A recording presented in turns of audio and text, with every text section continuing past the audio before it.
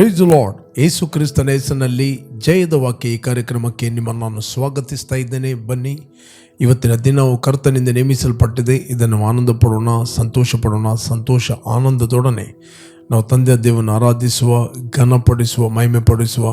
ಬನ್ನಿ, ವಾಕ್ಯದ ಮುಂಚೆ ನಾವು ಸ್ವಲ್ಪ ಹೊತ್ತು ಆರಾಧನೆ ಮಾಡುವ. ಆತನು ಶ್ರೇಷ್ಠನು, ಉನ್ನತನು, ಮಹೋನ್ನತನು. ಆದ್ರಿಂದ ನಾವು ಹೇಳೋಣ, ಕರ್ತನೆ ನಿನಗಾಗಿ ಬಾಳ್ತೇನೆ, ನಿನಗಾಗಿ ಜೀವಿಸ್ತೇವೆ. Thank you Lord. ಶ್ರೇಷ್ಠನೇ, ಉನ್ನತನೇ, ಪರಮೋನ್ನತನೇ, ಪರಿಶುದ್ಧನೇ. ಶ್ರೇಷ್ಠನೇ, ಉನ್ನತನೇ, ಪರಮೋನ್ನತನೇ, ಪರಿಶುದ್ಧನೇ. Hallelujah, hallelujah, hallelujah, hallelujah, hallelujah, hallelujah, hallelujah, hallelujah. Thank you, Lord. Yes, Father. Jesus. Thank you. ನಿನಗಾಗಿ ಬಾಳ್ತೇನೆ, ನಿನಗಾಗಿ ಜೀವಿಸುವರಾಗಿದ್ದೀರಿ ತಂದೆ. ನಿನಗಾಗಿ ನಾ ಜೀವಿಸುವೆ, ನಿನಗಾಗಿ ನಾ ಬಾಳುವೆ, ನಿನಗಾಗಿ ನಾ ಜೀವಿಸುವೆ, ನಿನಗಾಗಿ ನಾ ಬಾಳುವೆ. ಯೇಸುವೇ, ಯೇಸುವೇ, ಯೇಸುವೇ, ನನ್ನ ಯೇಸುವೇ, ಯೇಸುವೇ, ಯೇಸುವೇ, ಯೇಸುವೇ, ನನ್ನ ಯೇಸುವೇ. ನಿನ್ನ ಪ್ರೀತಿಯು ಅಪಾರವು, ನಿನ್ನ ಪ್ರೀತಿಯು ಶ್ರೇಷ್ಠವು, ನಿನ್ನ ಪ್ರೀತಿಯು ಅಪಾರವು, ನಿನ್ನ ಪ್ರೀತಿಯು ಶ್ರೇಷ್ಠವು. ತಂದೆ, ತಂದೆ, ತಂದೆ, ನನ್ನ ತಂದೆ, ತಂದೆ, ತಂದೆ, ತಂದೆ, ನನ್ನ ತಂದೆ. Thank you. ದೇವರ ನಾಮಕ್ಕೆ ಸ್ತೋತ್ರವಾಗಲಿ. ಇವತ್ತು ನಾವು ಧ್ಯಾನಕ್ಕೆ ತೆಗೆದುಕೊಂಡಂತಹ ದೇವರ ವಾಕ್ಯದ ಭಾಗ 1 ಪೇತ್ರ 1 ಅಧ್ಯಾಯ 17ನೇ ವಚನ. First Peter 1:17. ಪ್ರತಿಯೊಬ್ಬನ ಕೆಲಸವನ್ನು ನೋಡಿ ಪಕ್ಷಪಾತವಿಲ್ಲದೆ ತೀರ್ಪು ಮಾಡುವಾತನನ್ನು ನೀವು ತಂದೆ ಎಂದು ಕರೆಯುವವರಾಗಿರಲಾಗಿ, ಈ ಲೋಕದಲ್ಲಿ ನಿಮ್ಮ ಪ್ರವಾಸ ಕಾಲವನ್ನು ಭಯಭಕ್ತಿಯುಳ್ಳವರಾಗಿ ಕಳೆಯಿರಿ. Praise the Lord. ಇಲ್ಲಿ ದೇವರ ವಾಕ್ಯ ಹೇಳ್ತದೆ, ಪ್ರತಿಯೊಬ್ಬನ ಕೆಲಸವನ್ನು ನೋಡಿ ಪಕ್ಷಪಾತವಿಲ್ಲದೆ ತೀರ್ಪು ಮಾಡುವಾತನನ್ನು ನೀವು ತಂದೆ ಎಂದು ಕರೆಯುವವರಾಗಿ. ತಂದೆ, ಇದು ಫಾದರ್. ಭೂಮಿ ಆಕಾಶಗಳನ್ನು ಉಂಟು ಮಾಡಿದ ನಮ್ಮ ತಂದೆ, ದೇವರು ನಮ್ಮ ತಂದೆಯಾಗಿದ್ದಾನೆ. ದೇವರ ವಾಕ್ಯ ಹೇಳ್ತದೆ, ಯಾರು ಯೇಸುವನ್ನು ಅಂಗೀಕಾರ ಮಾಡಿದರು, ಅಂದರೆ ಯೇಸುವಿನ ಹೆಸರಿನಲ್ಲಿ ನಂಬಿಕೆ ಇಟ್ಟರು, ಅವರಿಗೆ ದೇವರ ಮಕ್ಕಳಾಗುವ ಅಧಿಕಾರ ಕೊಟ್ಟನು. ಮಕ್ಕಳಿಂದ ಮೇಲೆ ನಾವು ಬಾಧ್ಯರಾಗಿದ್ದೇವೆ. ದೇವರಿಗೂ ಬಾಧ್ಯರು, ಕ್ರಿಸ್ತನೊಂದಿಗೆ ಬಾಧ್ಯರು. ಪ್ರತಿಯೊಬ್ಬರನ್ನು ತಂದೆ ಪ್ರೀತಿ ಮಾಡುತ್ತಾನೆ, ಪ್ರತಿಯೊಬ್ಬರನ್ನು ಆತನು ಗೌರವಿಸ್ತಾನೆ, ಪ್ರತಿಯೊಬ್ಬರನ್ನು ಆತನು ಪಕ್ಷಪಾತವಿಲ್ಲದೆ ತೀರ್ಪು ಮಾಡುವ ಆತನಾಗಿದ್ದಾನೆ. ಓಕೆ, ಇಲ್ಲಿ ಬಾಯ್ ಬೀಳ್ತದೆ, ಈ ಲೋಕದಲ್ಲಿ ನಿಮ್ಮ ಪ್ರವಾಸ ಕಾಲವನ್ನು ಭಯಭಕ್ತಿಯುಳ್ಳವರಾಗಿ ಕರೆಯಿರಿ. ಈ ಲೋಕದಲ್ಲಿ ನಾವಿದ್ದೇವೆ, ನಾವು ಲೋಕದವರಲ್ಲ. ಲೋಕ ಎಂಬುವಂಥದ್ದು ನಮ್ಮ ಪ್ರವಾಸ. We are tourist here. ಈ ಕಾನ್ಷಿಯಸ್ ನಮಗೆ ಯಾವಾಗಲೂ ಇರಬೇಕು. ಈ ಲೋಕದಲ್ಲಿ ನಾವಿದ್ದೇವೆ, ಪ್ರವಾಸಿಗಳಾಗಿದ್ದೇವೆ. ಯಾವುದೇ ಒಂದು ದೇಶಕ್ಕೆ ನೀವು ಹೋದಾಗ ಆ ದೇಶದಲ್ಲಿ ನೀವು ಪ್ರವಾಸಿಗಳು. ನಿಮಗೆ ಗೊತ್ತು, ನಿಮ್ಮ ಪೌರತ್ವ, ನಿಮ್ಮ ಸಿಟಿಸನ್ಶಿಪ್ ಭಾರತದ್ದು ಅಂತ. ಓಕೆ, ಬಟ್ ಯಾವ ದೇಶಕ್ಕೆ ನೀವು ಹೋದರೂ ಅಲ್ಲಿ ಖರ್ಚು ಮಾಡುವಾಗ, ಅಲ್ಲಿ ಏನೇ ಮಾಡುವಾಗ ನಿಮ್ಮ ಕಾನ್ಷಿಯಸ್ ಯಾವಾಗಲೂ, ನಿಮ್ಮ ಗ್ರಹಿಕೆ ಯಾವಾಗಲೂ ನಿಮ್ಮ ಊರಿನ ಬಗ್ಗೆ ಇರ್ತದೆ. ಎಲ್ಲಿ ಹೋದರೂ ನಿಮ್ಗೆ ಗೊತ್ತಿರ್ತದೆ ನಾವು ಟೆಂಪ್ರರಿ ಆಗಿಲ್ಲಿದ್ದೇವೆ, ನಾವು ಪ್ರವಾಸಿಗಳಾಗಿದ್ದೇವೆ ಅಂತ. ಫಾರ್ ಎಕ್ಸಾಂಪಲ್, ಕೆಲವರು ಬೇರೆ ದೇಶಕ್ಕೆ 1 ವರ್ಷಕ್ಕೆ 2 ವರ್ಷಕ್ಕೆ ಹೋಗುತ್ತಾರೆ. ಅವರಿಗೆ ಫಸ್ಟ್ 1-2 ತಿಂಗಳಲ್ಲಿ ಆ ಕಾನ್ಷಿಯಸ್ ಇರ್ತದೆ. ಏನು ಕಾನ್ಷಿಯಸ್ ಇರ್ತದೆ ಅಂತ ಹೇಳಿದ್ರೆ, ನಾನೇನೇ ಖರ್ಚು ಮಾಡುವಾಗ ಅವರು ನಾವು ಇಲ್ಲಿಯವರಲ್ಲ, ನಾವು ಭಾರತದವರು ಅಂತ. ಅವರು ಏನೇ ಹಣ ಖರ್ಚು ಮಾಡುವಾಗ ಕೂಡ ಅವರೊಂದು ಲೆಕ್ಕಾಚಾರ ಹಾಕ್ತಾರೆ. ಒಂದು ಬಾಟಲ್ ನೀರು ತಗೊಂಡರೂ ಕೂಡ, ಫಾರ್ ಎಕ್ಸಾಂಪಲ್ ದುಬೈಗೆ ಹೋದರು, ದುಬೈಯಲ್ಲಿ ಒಂದು ಬಾಟಲ್ ನೀರು ತಗೊಂಡ್ರೆ ಅದಕ್ಕೆ ಒಂದು 2 ದಿರಮ್ ಅಂದರೆ ಸಾಧಾರಣ ಒಂದು 46-48 ರೂಪಾಯಿ ಆಗುತ್ತದೆ. ಓಕೆ, ಆಗ ಅವರು ಕ್ಯಾಲ್ಕುಲೇಷನ್ ಮಾಡ್ತಾರೆ, ನಮ್ಮ ಊರಲ್ಲಿ ಒಂದು ಬಾಟಲ್ ನೀರಿಗೆ 20 ರೂಪಾಯಿ, ಇಲ್ಲಿ ಒಂದು ಬಾಟಲ್ ನೀರಿಗೆ 45-48 ರೂಪಾಯಿ. ಓಕೆ, ಎಲ್ಲವನ್ನು ಅವರು ಯಾವ ದೇಶದಿಂದ ಬಂದಿದ್ದಾರೋ ಆ ದೇಶದ ಕ್ಯಾಲ್ಕುಲೇಷನ್ ಹಾಕ್ತಾರೆ. ಓಕೆ, 1 ತಿಂಗಳು 2 ತಿಂಗಳು ಕ್ರಮೇಣ ಆ ದೇಶದಲ್ಲಿ ಇದ್ದುಕೊಂಡು ಇನ್ನೊಂದು 6 ತಿಂಗಳು 1 ವರ್ಷ ಇರುವಾಗ ಅವರು ಇಮ್ಮಿಡಿಯೇಟ್ಲಿ ಅಲ್ಲಿಗೆ ಸೆಟಲ್ ಆಗ್ತಾರೆ. ಅಂದರೆ ಇಲ್ಲಿಯ ಮೈಂಡ್ ಸೆಟ್ ಅವರು ಹೋಗ್ತದೆ. ಎಲ್ಲವನ್ನು ಮತ್ತೆ ಅವರು ದಿರಾಮಲ್ಲಿ ಕಮ್ಯುನಿಕೇಷನ್ ಮಾಡ್ತಾರೆ, ಸಂಪರ್ಕ ಮಾಡ್ತಾರೆ, ಅಲ್ಲಿಯ ಕರೆನ್ಸಿಗೆ ಅವರು ಸೆಟ್ ಆಗ್ತಾರೆ. ಅದೇ ರೀತಿ ನಾವು ಬಾರ್ನ್ ಅಗೇನ್ ಆದವರು ಯಾವಾಗಲೂ ನಮಗೆ ಗೊತ್ತಿರಬೇಕು, ನಾವು ಲೋಕದಲ್ಲಿ ಇದ್ದರೂ ನಾವು ಲೋಕದವರಲ್ಲ.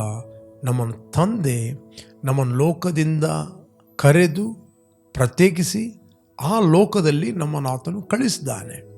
ಫಾರ್ ದ ಸ್ಪೆಸಿಫಿಕ್ ಪರ್ಪಸ್, ಒಂದು ಉದ್ದೇಶಕ್ಕೋಸ್ಕರ ಈ ಲೋಕದಲ್ಲಿ ನಮ್ಮನ್ನು ಕಳಿಸಿದ್ದಾನೆ. ಬಟ್ ನಾವು ಲೋಕದಲ್ಲಿದ್ದವರು, ನಾವು ಲೋಕದವರಲ್ಲ, ಲೋಕಾನುಸಾರವಾಗಿ ನಡೆಯುವರಲ್ಲ, ನಾವು ಪರಲೋಕ ಸಂಸ್ಥಾನದವರು.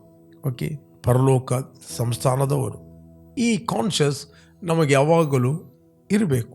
ಈ ಸಮಯದ ತಂದೆ, ನಾನು ಲೋಕದವನ ಅಲ್ಲದಿರೋ ಪ್ರಕಾರ ಇವರು ಕೂಡ ಲೋಕದವರು ಅಲ್ಲ, ನಾವು ಲೋಕದವರಲ್ಲ. ಅದಕ್ಕೆ ಬೈಬಲ್ ಹೇಳ್ತದೆ, ಲೋಕದಲ್ಲಿ ನಿಮ್ಮ ಪ್ರವಾಸ ಕಾಲವನ್ನು ಭಯಭಕ್ತಿಯಿಂದ ಕಳೀರಿ. ಭಯಭಕ್ತಿ ಅಂತ ಹೇಳಿದರೆ ದೇವರು ನೋಡುತ್ತಾನೆ, ದೇವರು ಕೇಳುತ್ತಾನೆ, ದೇವರು ಯಾರು ನೋಡದಿದ್ದರೂ ಅವನು ನೋಡುತ್ತಾನೆ, ಅವನ ಕಣ್ಣುಗಳು ಯಾವಾಗಲೂ ನಮ್ಮ ಮೇಲೆ ಇದೆ. ಅದಕ್ಕೆ ಹೇಳಿದೆ, ಭಯ ಅಂತ ಹೇಳಿದರೆ ಈ ದುರಾತ್ಮಗಳ ಭಯ ಅಲ್ಲ. ಭಯ ಅಂತ ಹೇಳಿದರೆ ನಾವು ದೇವರಿಗೆ ತೋರಿಸುವಂಥ ಗೌರವ, ರೆವರೆನ್ಸ್. ಓಕೆ, ರೆವರೆನ್ಸ್ ಹೇಳ್ತಾರೆ. ಆ ಗೌರವ ಯಾವತ್ತೂ ನಮಗೆ ದೇವರ ವಿಷಯದಲ್ಲಿ ಕಡಿಮೆ ಆಗಬಾರದು. ಓಕೆ, ಕೆಲವೊಮ್ಮೆ ಕೆಲವರೊಟ್ಟಿಗೆ ಕಂಟಿನ್ಯೂ ಆಗಿ ಅವರ ಒಟ್ಟಿಗೆ ಇದ್ದರೆ ಕೆಲವೊಮ್ಮೆ ಏನಾಗ್ತದೆ, ಫೆಮಿಲಿಯರ್ ಆಗಿಬಿಡ್ತದೆ.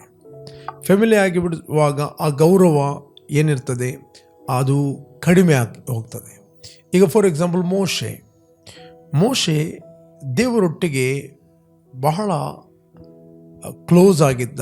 ದೇವರ ವಾಕ್ಯ ಹೇಳ್ತದೆ, ಒಬ್ಬ ಸ್ನೇಹಿತನ ಹತ್ರ ಮಾತಾಡಿದಾಗೆ ದೇವರ ಹತ್ರ ಮಾತಾಡ್ತಿದ್ದಂತೆ. ಬೇಕಾದರೆ ವಚನವನ್ನು ನಾವು ಓದುವ, I will read for you. ವಿಮೋಚನಾ ಕಾಂಡದಲ್ಲಿ ನಾನು ಓದ್ತೇನೆ, 33ನೇ ಅಧ್ಯಾಯ 11ನೇ ವಚನ.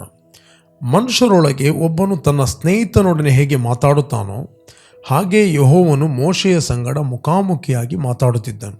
ಓಕೆ, ಇಲ್ಲಿ ಬೈಬಲ್ ಹೇಳ್ತದೆ, ಮನುಷ್ಯರೊಳಗೆ ಒಬ್ಬನು ತನ್ನ ಸ್ನೇಹಿತನೊಡನೆ ಹೇಗೆ ಮಾತಾಡುತ್ತಾನೋ ಹಾಗೆ ಯೆಹೋವನು ಮೋಶೆಯ ಸಂಗಡ ಮುಖಾಮುಖಿಯಾಗಿ ಮಾತಾಡ್ತಿದ್ದ. ಒಬ್ಬ ಸ್ನೇಹಿತನ ಹತ್ರ ಮಾತಾಡಿದಾಗೆ ಮಾತಾಡ್ತಾ ಇದ್ದ.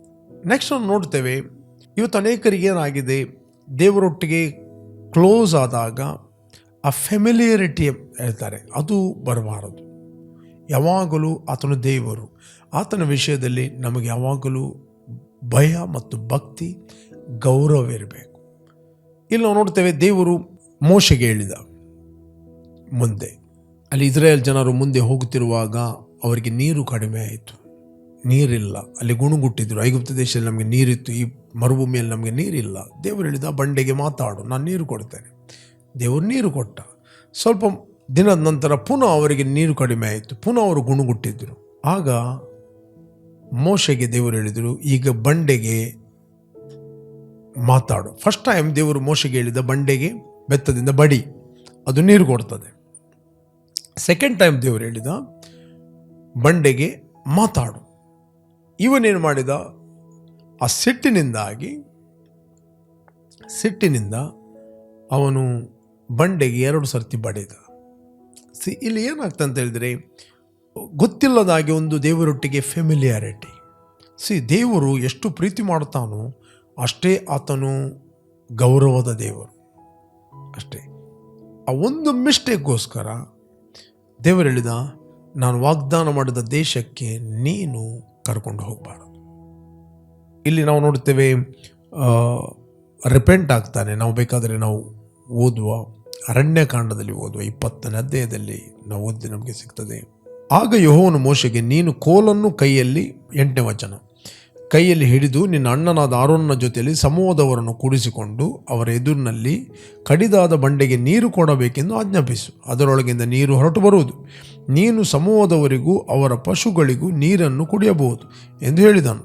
ಯೆಹೋವನು ಆಜ್ಞಾಪಿಸಂತೆ ಮೋಶೆ ಆ ಕೋಲನ್ನು ಆತನ ಸನ್ನಿಧಿಯಿಂದ ತೆಗೆದುಕೊಂಡು ಹೋಗಿ ಆರೋನನ ಜೊತೆಯಲ್ಲಿ ಸಮೂಹದವರನ್ನು ಆ ಕಡಿದಾದ ಬಂಡೆಗೆ ಎದುರಾಗಿ ಕೂಡಿಸಿ ಅವರಿಗೆ, ದ್ರೋಹಿಗಳೇ ಕೇಳ್ರಿ, ನಾವು ಈ ಬಂಡೆಯೊಳಗಿಂದಲೇ ನಿಮಗೋಸ್ಕರ ನೀರನ್ನು ಬರಮಾಡಬೇಕು ಎಂದು ಹೇಳಿ ಕೈ ಎತ್ತಿ ತನ್ನ ಕೈಯಲ್ಲಿರುವ ಕೋಲಿನಿಂದ ಆ ಬಂಡೆಯನ್ನು 2 ಸಾರಿ ಹೊಡೆದನು.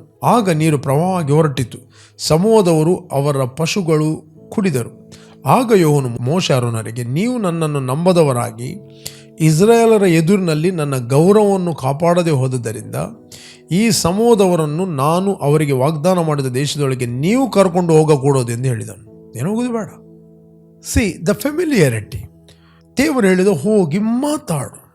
ಇವನು ಹೋದ, ಟಿನಿಂದ 2 ಸರ್ತಿ ಬಡಿದ. ದೇವರು ಹೇಳಿದ್ದು, ಎಷ್ಟು ಸ್ನೇಹಿತನಾಗಿದ್ದನು ದೇವರು, ಅಷ್ಟೇ ದೇವರು ಗೌರವವನ್ನು ಕಾಪಾಡುವತನು. ದೇವರೊಟ್ಟಿಗೆ ಯಾವತ್ತೂ ಫೆಮಿಲಿಯರಿಟಿ ಇರಬಾರದು. ಆ ಒಂದು ಭಯಭಕ್ತಿ, ಆ ಒಂದು ಗೌರವ ಯಾವಾಗಲೂ ದೇವರೊಟ್ಟಿಗೆ ಮೇಂಟೈನ್ ಮಾಡೋದು ವೆರಿ ವೆರಿ ಇಂಪಾರ್ಟೆಂಟ್. ಇಲ್ಲಿ ರಿಪೆಂಟ್ ಆಗ್ತಾನೆ. ಇಲ್ಲಿ ನಾವು ನೋಡ್ತೇವೆ, ಮೋಶೆ 3ನೇ ಅಧ್ಯಾಯದಲ್ಲಿ ನಾವು ನೋಡ್ತೇವೆ, ಧರ್ಮೋಪದೇಶ ಕಾಂಡ 3ನೇ ಅಧ್ಯಾಯ 24ನೇ ವಚನ. ಆ ಕಾಲದಲ್ಲಿ ನಾನು ಯೆಹೋವನಿಗೆ, ಕರ್ತನಾದ ಯೆಹೋವನೇ, ನೀನು ನಿನ್ನ ಮಹತ್ವವನ್ನು ಭುಜಬಲವನ್ನು ನಿನ್ನ ದಾಸನಿಗೆ ತೋರಿಸಲಾರಂಭಿಸಿದೆ. ನೀನು ನಡೆಸುವ ಈ ಮಹತ್ಕಾರ್ಯಗಳಿಗೆ ಸಮಾನವಾದ ಕಾರ್ಯಗಳನ್ನು ಆಕಾಶದಲ್ಲಾಗಲಿ ಭೂಮಿಯಲ್ಲಾಗಲಿ ಬೇರೆ ಯಾವ ದೇವರು ನಡೆಸಬಲ್ಲನು. ಕರ್ತನೇ, ನಾನು ಈ ಹೊಳೆಯನ್ನು ದಾಟಿ ಆಚೆ ಇರುವ ಒಳ್ಳೆಯ ದೇಶವನ್ನು, ಅಂದರೆ ಆ ಅಂದವಾದ ಬೆಟ್ಟದ ಸೀಮೆಯನ್ನು, ಲೆಬನೋನ್ ಪರ್ವತವನ್ನು ನೋಡುವುದಕ್ಕೆ ಅಪ್ಪಣೆ ಆಗಲಿ ಎಂದು ಭಿನ್ನಯಿಸಿದನು. ಆದರೆ ಯೆಹೋವನು ನಿಮ್ಮ ದೆಸೆಯಿಂದ ನನ್ನ ಮೇಲೆ ಕೋಪವುಳ್ಳವನಾಗಿ ನನ್ನ ಮನವಿಯನ್ನು ಕೇಳದೆ, ಸಾಕು, ಇದರ ವಿಷಯದಲ್ಲಿ ಇನ್ನೂ ನನ್ನ ಸಂಗಡ ಮಾತಾಡಬೇಡ, ನೀನು ಯೋರ್ದಾನ್ ಹೊಳೆಯನ್ನು ದಾಟಿಕೊಡೋದು ಅಷ್ಟೇ, ಈ ವಿಷಯದಲ್ಲಿ ಡೋಂಟ್ ಡಿಸ್ಕಸ್, ಇನ್ನೂ ನನ್ನ ಹತ್ರ ಈ ವಿಷಯವನ್ನು ಮಾತಾಡಬಾರದು. ದೇವರು ಖಡಕ್ ಮಾತಾಡಿದ. ಮೋಶೆ ಒಟ್ಟಿಗೆ ಆತನು ಸ್ನೇಹಿತನಾಗಿದ್ದ. ದೇವರೊಟ್ಟಿಗೆ ಈ ಸ್ನೇಹ ಅದು ಫೆಮಿಲಿಯರ್ ಆಗಬಾರದು. We need to maintain that reverence and fear of God. Reverence and fear. ಜನರು ಕೂಡ ಅದೇ ರೀತಿ. ಏನಂತ ಹೇಳಿದರೆ, ಒಬ್ಬ ಗೌರವವಿದ್ದ ವ್ಯಕ್ತಿ ಪ್ರಾರಂಭದಲ್ಲಿ ಅವರು ತುಂಬ ಗೌರವ ಕೊಡ್ತಾರೆ. ಒಂದು ವೇಳೆ ಆ ವ್ಯಕ್ತಿ ಕ್ಲೋಸ್ ಆದ ಅಂತ ಹೇಳಿದರೆ, ಆ ಒಂದು ರೆವರೆನ್ಸ್, ಆ ಒಂದು ಗೌರವ ಅವರಿಗೆ ಫೆಮಿಲಿಯರ್ ಆಗಿಬಿಡ್ತದೆ. ಫೆಮಿಲಿಯರ್. ಇಲ್ಲಿ ಮೋಶೆಗೆ ಯಾವುದದು ಇದೇ ರೀತಿ. ಅದು ದೇವರೊಟ್ಟಿಗೆ ಸ್ನೇಹಿತನಾಗಿ ಮಾತಾಡ್ತಿದ್ದ. ಸ್ನೇಹಿತನಾಗಿ ದೇವರು ಮಾತಾಡಿದಂಥ ಬೈಬಲ್ ಹೇಳ್ತದೆ. ಎಲ್ಲವನ್ನು ಹೃದಯವನ್ನು ಬಿಚ್ಚಿ ಮಾತಾಡ್ತಿದ್ದ. ಅವನನ್ನು ಎಲ್ಲಿ ಕೂಡ ಬಿಟ್ಟುಕೊಡಲಿಲ್ಲ. ಮೋಶೆಯನ್ನು ಯಾವತ್ತೂ ದೇವರು ಬಿಟ್ಟುಕೊಡಲಿಲ್ಲ. ಇವನು ಆರೋನರು ಮತ್ತು ಮಿರಿಯಮಳು ಮಾತಾಡಿದಾಗ ಮಿರಿಯಮಳಿಗೆ ಕುಷ್ಠ ಬಂತು. ನನ್ನ ಸೇವಕನಾದ ಮೋಶೆಗೆ ನೀವು ಮಾತಾಡಲಿಕ್ಕೆ ಭಯಪಡಬೇಕಿತ್ತು. ಯಾಕೆ ನಿಮಗೆ ಭಯಪಡಲಿಲ್ಲ? ರೈಟ್. ಇಮಿಡಿಯೇಟ್ಲಿ ಮಿರಿಯಮಳಿಗೆ ಕುಷ್ಠ. ಮೇ ಬಿ ಫಿಸಿಕಲಿ ಆಕೆ ಆತನ ಸಹೋದರಿ, ಅವನು ಎತ್ತಿದ್ದಾಳೆ. ಬಟ್ ಸ್ಪಿರಿಚುವಲಿ ಬರುವಾಗ is a man of God, ಅದನ್ನು ದೇವರ ಸೇವಕ. ಈ ಒಂದು ಫೆಮಿಲಿಯರಿಟಿಯಲ್ಲಿ ಮೋಶೆಗೂ ಅವರು ಮಾತಾಡಿದರು. ಓಕೆ, ಬಟ್ ದೇವರು ಅಲ್ಲಿ ಮಧ್ಯಸ್ಥಿಗೆ ವಹಿಸಿದ.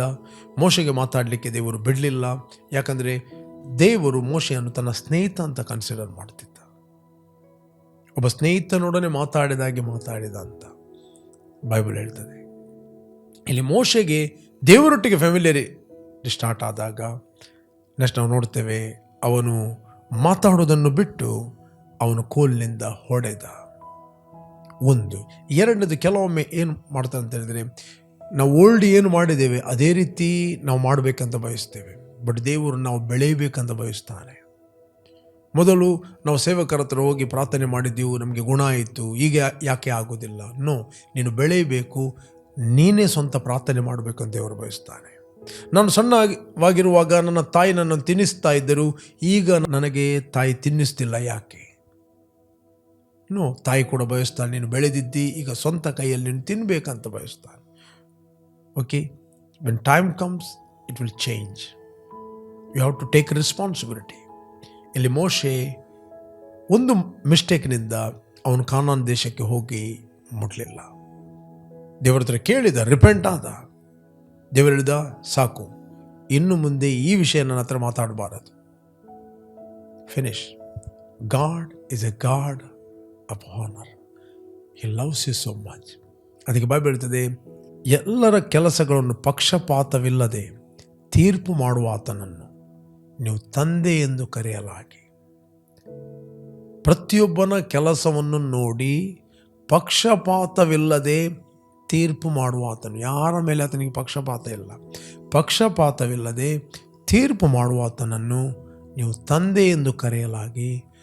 ಲೋಕದಲ್ಲಿ ನಾವು ಪ್ರವಾಸಿಗಳಾಗಿದ್ದೇವೆ. ಈ ಲೋಕದಲ್ಲಿ ಪ್ರವಾಸಿಗಳಾಗಿದ್ದು ನಮ್ಮ ಜೀವಿತವನ್ನು ಭಯಭಕ್ತಿಯಿಂದ ನಾವು ಕಳೆಯಬೇಕಂತ ಪೇತ್ರನು ಸಭೆಗೆ ಎಚ್ಚರಿಸ್ತಾನೆ. ನಮಗೆ ಯಾವಾಗಲೂ ಕಾನ್ಷಿಯಸ್ ಇರಬೇಕು, ಆ ರೆವರೆನ್ಸ್ ಇರಬೇಕು. ಭಯಭಕ್ತಿ, the fear of God. Fear of God is the beginning of the wisdom. ದೇವರ ಭಯವೇ ಜ್ಞಾನದ ಮೂಲವಾಗಿದೆ. ದೇವರಿಗೆ ಭಯಪಡುವ ವ್ಯಕ್ತಿ, ಆತನು ಯಾವಾಗಲೂ ದೇವರನ್ನು ಗೌರವಿಸ್ತಾನೆ. ದೇವರ ಭಯ ಅಂತ ಹೇಳಿದರೆ ದುರಾತ್ಮಗಳ ಭಯ ಅಲ್ಲ, ಸಾಯುವ ಭಯ ಅಲ್ಲ, ಹಾರ್ಮ್ ಮಾಡುವ ಭಯ ಅಲ್ಲ, ಏನು ಕಾಯಿಲೆ ಕೊಡ್ತಾನೆ, ರೋಗ ಕೊಡ್ತಾನೆ ಅಂತ ಭಯ ಅಲ್ಲ. God loves you so much. ನೀವು ಯಾರನ್ನು ಪ್ರೀತಿ ಮಾಡುತ್ತೀರಿ, ಅವ್ರನ್ನ ಹಾನರ್ ಮಾಡುತ್ತೀರಿ. ಅವರ ಮುಂದೆ ಮಾತಾಡುವಾಗ ನೀವು ಆಲೋಚನೆ ಮಾಡುತ್ತೀರಿ, ಸುಮ್ಮನೆ ಏನೂ ಬಿಹೇವ್ ಮಾಡೋದಿಲ್ಲ. ಅದೇ ರೀತಿ ಪ್ರತಿಯೊಬ್ಬರನ್ನು ನಮ್ಮ ತಂದೆ ನೋಡ್ತಾ ಇದ್ದಾನೆ.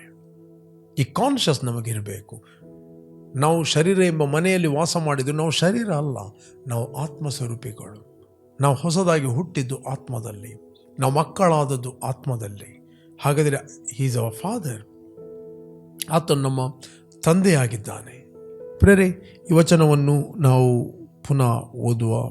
1 ಪೇತ್ರ 1:17. ಪ್ರತಿಯೊಬ್ಬನ ಕೆಲಸವನ್ನು ನೋಡಿ ಪಕ್ಷಪಾತವಿಲ್ಲದೆ ತೀರ್ಪು ಮಾಡುವತನನ್ನು ನೀವು ತಂದೆ ಎಂದು ಕರೀತೆ. ನಿಮ್ಮ ಪ್ರತಿಯೊಂದು ಕೆಲಸಕ್ಕೆ ಈ ಲೋಕದಲ್ಲಿ ದೇವರಿಗೆ ಭಯಪಟ್ಟು ದೇವರನ್ನು ಏನನ್ನು ಪ್ರೀತಿ ಮಾಡಿ ಕೆಲಸ ಮಾಡ್ತೀರಿ, ಅದಕ್ಕೆ ರೈಟ್ ಆದ ಪ್ರತಿಫಲವನ್ನು ಕೊಡುತ್ತಾನೆ. ನೀವು ಯಾವ ಹೃದಯದಲ್ಲಿ ಸುವಾರ್ತೆಯನ್ನು ಸಾರಿದ್ದೀರಿ, ಯಾವ ಹೃದಯದಲ್ಲಿ ಇನ್ನೊಬ್ಬರಿಗೆ ಸಹಾಯ ಮಾಡಿದ್ದೀರಿ, ಯಾವ ಹೃದಯದಲ್ಲಿ ನೀವು ಸೇವೆ ಮಾಡಿದ್ದೀರಿ, ಅಥವಾ ಸಭೆಯಲ್ಲಿ ಸೇವೆ ಮಾಡಿದ್ದೀರಿ, ಅಥವಾ ಬಡವರಿಗೆ ದಯ ತೋರಿಸ್ತೀರಿ, ಯಾವ ಹೃದಯದಲ್ಲಿ ತೋರಿಸ್ತೀರಿ. Is watching your heart. Is watching your heart. ನಿಮ್ಮ ಹೃದಯವನ್ನು ಆತನು ನೋಡ್ತಾನೆ. ಹೃದಯದ ರಹಸ್ಯಗಳು ಕೊನೆಯ ದಿನದಲ್ಲಿ ಬಯಲಿಗೆ ಬರುತ್ತವೆ. ನಿನ್ನ ಆ್ಯಕ್ಷನ್ಗಳನ್ನು ಜನರು ನೋಡ್ಬೋದು, ನಿನ್ನ ನಗುವನ್ನು ಜನರು ನೋಡ್ಬೋದು. ಬೈಬಲ್ ಹೇಳುತ್ತೆ, ಮನುಷ್ಯನು ಒಳಗೆ ಏನು ಆಲೋಚನೆ ಮಾಡ್ತಾನೋ ಅದೇ ಅವನು ಆಗಿದ್ದಾನೆ, ಅದನ್ನು ದೇವರು ನೋಡುವುದು. ಅದಕ್ಕೆ ದಾವೀದನು ಹೇಳ್ತಾನೆ, ನನ್ನ ಹೃದಯದ ಆಲೋಚನೆಯು ಬಾಯಿಯ ಮಾತುನಿಗೆ ಸಮರ್ಪಕವಾಗಿರಲಿ. ನನ್ನ ಹೃದಯದ ಆಲೋಚನೆ ನೋಡ್ತಾನೆ. ಆತನು ಉಣ್ಣು ಕುಡಿ ಅಂತ ಹೇಳಿದರು, ಅವನಿಗೆ ನಿನ್ನ ಮೇಲೆ ಪ್ರೀತಿ ಇಲ್ಲ. ಏನು ನಾವು ಪ್ರೀತಿಯಿಂದ ಮಾಡುತ್ತೇವೆ ಅದಕ್ಕೆ ಕರ್ತನು ಪ್ರತಿಫಲ ಕೊಡ್ತಾನೆ. ಪ್ರತಿಯೊಬ್ಬರ ಕೆಲಸವನ್ನು ನೋಡಿ ತೀರ್ಪು ಮಾಡುವ ಆತನು ತಂದೆ ಅಂತ ಕರೀತೀರಿ. ಆತನ ಯಾವ ಪಕ್ಷಪಾತ ಇಲ್ಲ. No partiality in him. ಯೇಸುಸ್ವಾಮಿ ಒಂದು ಮಾತು ಹೇಳಿದ, ನೀವು ನನ್ನನ್ನು ಪ್ರೀತಿ ಮಾಡ್ತೀರೋ ನನ್ನ ಮಾತನ್ನೆಲ್ಲ ಕೈಗೊಂಡು ನಡೆಯುತ್ತೀರಿ, ನಿಮಗೆ ಯಾವುದು ಭಾರ ಆಗುವುದಿಲ್ಲ. Why? The love and fear of God is the same. The reverence fear, you love, ನೀವು ದೇವರನ್ನು ಪ್ರೀತಿ ಮಾಡುತ್ತೀರಿ, ನಿಮ್ಮ ಒಳಗೆ ಒಂದು ಆತನ ವಿಷಯದಲ್ಲಿ ಗೌರವ ಇರ್ತದೆ. Because you love him. ಏನೇ ಮಾಡುತ್ತೀರಿ ಅದು ಕಷ್ಟ ಅಂತ ನಿಮಗೆ ಆಗೋದಿಲ್ಲ, ಭಾರ ಅಂತ ಆಗೋದಿಲ್ಲ, ಅದು ವೇಸ್ಟ್ ಅಂತ ಆಗೋದಿಲ್ಲ. ನಿಮಗೆ ಒಳಗಿಂದ ಗೊತ್ತು, I have A great reward, I know he is promoting me. May be time late ಆಗ್ಬೋದು. ಓಕೆ, ನಿನ್ನ ನೀತಿಯನ್ನು ಆತನು ಮಧ್ಯಾಹ್ನದ ಸೂರ್ಯನಂತೆ ಪ್ರಕಾಶಿಸುವನು ಅಂತ ವಾಕ್ಯ ಹೇಳ್ತದೆ. ಆತನು ಪಕ್ಷಪಾತವಿಲ್ಲದೆ ತೀರ್ಪು ಮಾಡುತ್ತಾನೆ. ಅದಕ್ಕೋಸ್ಕರ ಇಲ್ಲಿ ಬೈಬಲ್ ಲೋಕದಲ್ಲಿ ನಿಮ್ಮ ಪ್ರವಾಸ ಕಾಲವನ್ನು ಭಯಭಕ್ತಿಯುಳ್ಳವರಾಗಿ ಕಳೆಯಿರಿ. ಪ್ರವಾಸಿಗಳು ನಾವು. ಪ್ರತಿಯೊಂದು ನೀನು ಕರ್ತನ ಪ್ರೀತಿಯ ನಿಮಿತ್ತವಾಗಿ ಮಾಡಿದ್ದ ಕೆಲಸಕ್ಕೆ ಪ್ರತಿಫಲ ಇದೆ. ನೀನು ಮರೆಯಬಹುದು, ನಿನ್ನ ಸೇವೆಯನ್ನು ಹೊಂದಿದವರು ಮರೆಯಬಹುದು, ನಿನ್ನ ಉಪಕಾರವನ್ನು ಹೊಂದಿದವರು ಮರೆಯಬಹುದು. ಬಟ್ ದೇವರ ಪುಸ್ತಕದಲ್ಲಿ ಎಲ್ಲವೂ ರೆಕಾರ್ಡ್ ಆಗಿರುತ್ತದೆ. Everything be rewarded. ಪ್ರತಿಯೊಂದಕ್ಕೆ ರಿವಾರ್ಡ್ ಸಿಗ್ತದೆ. ಏನು ಮಾಡಿದ್ದು? ಪ್ರೀತಿಯಿಂದ ಮಾಡಿದ್ದು. ಸುವಾರ್ತೆಯನ್ನು ಸಾರಿದ್ದು. ಅಪೊಸ್ತಲ ಪೌಲ ಹೇಳ್ತಾನೆ, ಕೆಲವರು ಹೊಟ್ಟೆ ಕಿಚ್ಚಿನಿಂದ ಸುವಾರ್ತೆ ಸಾರ್ತಾರೆ, ಕೆಲವರು ಪಕ್ಷಪಾತದಿಂದ ಸಾರ್ತಾರೆ, ಕೆಲವರು ಭೇದ ಹುಟ್ಟಿಸಬೇಕಂತ ಸಾರ್ತಾರೆ, ಕೆಲವರು ನನಗೆ ಸಂಕಟ ಎಬ್ಬಿಸಬೇಕಾಗಿ ಸಾರ್ತಾರೆ, ಕೆಲವರು ಪ್ರೀತಿಯಿಂದ ಸಾರ್ತಾರೆ. ಹೊಟ್ಟೆ ಕಿಚ್ಚು, ಕಾಂಪಿಟೇಷನ್, ನಾನು ತೋರಿಸಬೇಕು, ಫೇಮಸ್ ಆಗಬೇಕು, ಏನೋ ಮಾಡಿದ್ದು ಸುಟ್ಟು ಹೋಗ್ತದೆ. ಬಟ್ ಕರ್ತನ ಪ್ರೀತಿಯ ನಿಮಿತ್ತವಾಗಿ ಏನು ಮಾಡುತ್ತಿ ಅದು ಉಳಿಯುತ್ತದೆ. ನೀನು ಕಟ್ಟಿದ್ದು ಉಳಿದರೆ ನಿನಗೆ ಸಂಬಳವಿರುವುದು. ನೀನು ಕಟ್ಟಿದ್ದು ಸುಟ್ಟು ಹೋದರೆ ಸಂಬಳ ನಷ್ಟವಾಗುವುದು. ಅವನಾದರೂ ರಕ್ಷಣೆ ಹೊಂದುವನು. ಜಸ್ಟ್ ಬೆಂಕಿಯಿಂದ ತಪ್ಪಿಸಿಕೊಂಡವನಾಗಿ, ನರಕದಿಂದ ತಪ್ಪಿಸಿಕೊಂಡವನಾಗಿ ಅಷ್ಟೇ. Just saved. ಇಟರ್ನಿಟಿಗೆ ಅವನೇನು ಸ್ಟೋರ್ ಮಾಡಲಿಲ್ಲ. ಇವತ್ತೊಬ್ಬ ವ್ಯಕ್ತಿ ಬೇರೆ ದೇಶಕ್ಕೆ ಹೋಗ್ತಾನೆ, ಉಳಿದ ನನ್ನ ಜೀವಮಾನ ಕಾಲ ಫ್ಯೂಚರ್ನಲ್ಲಿ ನಾನು ಸುಖವಾಗಿ ಜೀವಿಸಬೇಕು ಅಂತ ಹೇಳಿಕೊಂಡು ಅಲ್ಲಿ ಒಳ್ಳೆ ಕೆಲಸ ಮಾಡುತ್ತಾನೆ, ಕೆಲಸ ಮಾಡಿ ಸಂಪಾದಿಸ್ತಾನೆ. ಯಾಕೆ? ಊರಿಗೆ ಬಂದು ನಾನು ಒಳ್ಳೆ ಮಾಡಿ ಜೀವಿಸಬೇಕು ಅಂತ. ಹಾಗಾದರೆ ಈ ಪ್ರವಾಸದ ಮನೆಯಲ್ಲಿದ್ದೇವೆ. ಈ ಸಮಯ ಕೆಲಸ ಮಾಡಿ ಫಲ ಹೊಂದಲು ಸಮಯ. ನೀವೇನು ಈಗ ಕೊಡ್ತೀರಿ, ಏನು ಇತರಿಗೆ ಸಹಾಯ ಮಾಡ್ತೀರಿ, ಇಟ್ ವಿಲ್ ಇಟರ್ನಲಿ ರಿವಾರ್ಡೆಡ್. ಅದರಿಂದ ಪ್ರತಿಯೊಬ್ಬನ ಕೆಲಸವನ್ನು ನೋಡಿ ಪಕ್ಷಪಾತವಿಲ್ಲದೆ ತೀರ್ಪು ಮಾಡುವ ಆತನನ್ನು ನೀವು ತಂದೆ ಎಂದು ಕರೆಯುತ್ತೀರಿ. ಈ ಲೋಕದಲ್ಲಿ ನಿಮ್ಮ ಪ್ರವಾಸ ಕಾಲವನ್ನು ಭಯಭಕ್ತಿಯಿಂದ ಕಳೆಯಿರಿ ಅಂತ ವಾಕ್ಯ ಹೇಳ್ತದೆ.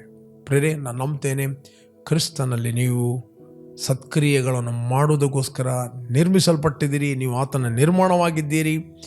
You are born with purpose. ಅದರಿಂದ ನಾವು ಪ್ರಾರ್ಥನೆ ಮಾಡುವ. Let's pray.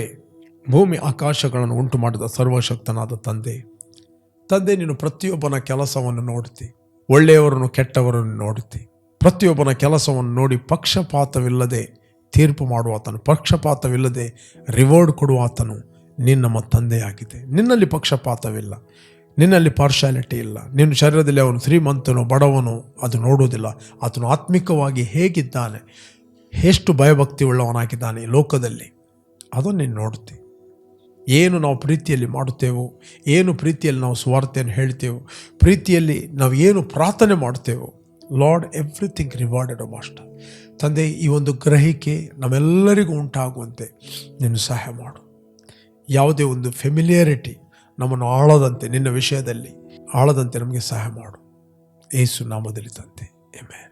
ಓಕೆ, ಯಾರು ನೀವು ಬರ್ತ್ಡೇ ಮತ್ತು ವೆಡ್ಡಿಂಗ್ ಆ್ಯನಿವರ್ಸರಿಯನ್ನು ಸೆಲೆಬ್ರೇಟ್ ಮಾಡ್ತಾ ಇದ್ದೀರಿ, ನಿಮಗೋಸ್ಕರ ನಾವು ಪ್ರಾರ್ಥನೆ ಮಾಡ್ತೇವೆ. Blessed happy birthday and blessed happy wedding anniversary. ತಂದೆ, ಯಾರು ಬರ್ತ್ಡೇ ಮತ್ತು ವೆಡ್ಡಿಂಗ್ ಆ್ಯನಿವರ್ಸರಿ ಸೆಲೆಬ್ರೇಟ್ ಮಾಡ್ತಾ ಇದ್ದರು, ಇವರು ಫ್ರೂಟ್ಫುಲ್ ಆಗಲಿ, ಇವರ ಕೃಪೆಯಿಂದಲೂ ಬಲದಿಂದಲೂ ತುಂಬಿದವರಾಗಿ ನಿನ್ನ ಮಹಿಮೆಗೋಸ್ಕರ ಜೀವಿಸುವಂತೆ ಸಹಾಯ ಮಾಡು. ಎಲ್ಲ ಕೆಡುಕನ ಕೈಯಿಂದ ಇವರನ್ನು ತಪ್ಪಿಸಿ ಕಾಪಾಡು. ಯೇಸು ನಾಮದಲ್ಲಿ ತಂದೆ, ಆಮೆನ್. ಓಕೆ, ಜಯದ ವಾಕ್ಯ ಈ ಕಾರ್ಯಕ್ರಮವನ್ನು ಪ್ರತಿದಿನ ಬೆಳಿಗ್ಗೆ ಬಿಗ್ ಜೆ ಟಿವಿಯಲ್ಲಿ 7 ಗಂಟೆಯಿಂದ 7:30 ವೀಕ್ಷಿಸ್ಬೋದು. 7:30ರಿಂದ 8 ಗಂಟೆ ಇದೇ ಕಾರ್ಯಕ್ರಮವನ್ನು ರಿಪೀಟ್ ಆಗಿ ನಮ್ಮ ಯೂಟ್ಯೂಬ್ ಚಾನಲ್ ವೀಕ್ಷಿಸ್ಬೋದು. ನಮ್ಮ YouTube channel pastor Roshan Lobo word of victory church. ಸಂಜೆ 7:15ರಿಂದ 8 ಗಂಟೆವರೆಗೆ ನಾನು ಲೈವ್ ಆಗಿ ಮಾತಾಡ್ತಾ ಇದ್ದೇನೆ. ಫೇಸ್ಬುಕ್ ಮತ್ತು ಯೂಟ್ಯೂಬ್. ಕೆಲವೊಮ್ಮೆ ಪ್ರೀಮಿಯರ್ ಹಾಕಲ್ಪಡ್ತದೆ. ಬಟ್ ದಿನಾಲು ವಾಕ್ಯವನ್ನು ಕೇಳುವಂಥ ರೂಢಿಯನ್ನು ಬೆಳೆಸಿರಿ. It will keep you on track. ಇದು ನಿಮ್ಮನ್ನು ಸರಿಯಾದ ಮಾರ್ಗದಲ್ಲಿ ನಡೆಸ್ತದೆ. Okay, you are all bless. Jesus loves you. Bye bye.